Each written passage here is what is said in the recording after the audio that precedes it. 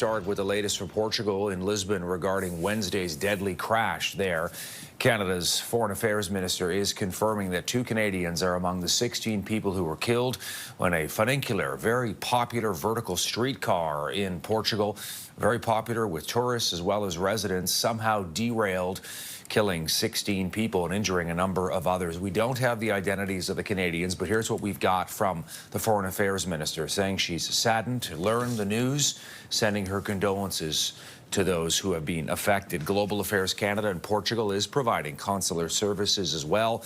That streetcar dating back to the 1880s, very popular with tourists, as I mentioned, somehow derailed and crashed to the ground below. Now there's a huge investigation into what exactly went wrong. Other funiculars in Lisbon have been temporarily closed pending inspections. Let's bring in CTV's Scott Hurst, who is standing by with more. And let's start with those 2 Canadians. What do we know here, Scott? Yeah, Todd, in fact, most of the people on board who were killed in this funicular crash were foreigners, which goes to show you, you talked about the popularity of this. This is one of Lisbon's most popular tourist attractions. You mentioned how far it dates back, and in fact, more than 3 million people ride this tram, ride this train every year. And so what we're getting now is confirmation from, as you mentioned, the Foreign Affairs Minister, as well as officials in Portugal, that in fact 2 Canadians are confirmed among the dead as part of this tragic crash. A list that now also includes 5 Portuguese nationals, 3 Brits, 2 South Koreans, 1 American, 1 Swiss, and 1 Ukrainian. A woman who also had a French and Canadian dual citizen is among the dead as well. We got that confirmation earlier today from the French Foreign Ministry, and it's quite a tragic update that we are getting in terms of the list of people injured, the nationalities, 16 people in total killed and more than 20 others injured.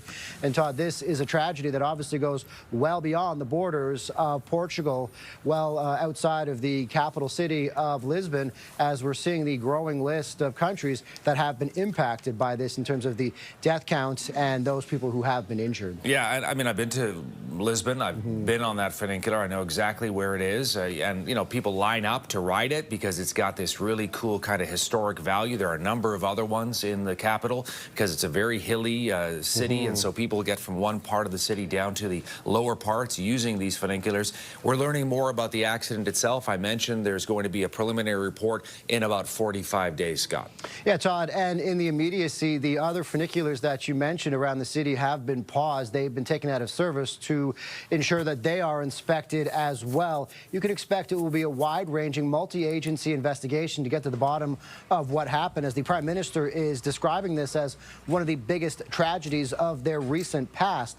The streetcar's wreckage was removed from the scene overnight and placed in police custody. The government's Office of Air and Rail Accident Investigation said it has concluded its analysis of the wreckage. We're expecting some more technical details potentially to be released today. Unclear how revealing that may be. As you mentioned, a preliminary report is expected to take somewhere upwards of 5 to 6 weeks to get those initial investigative findings.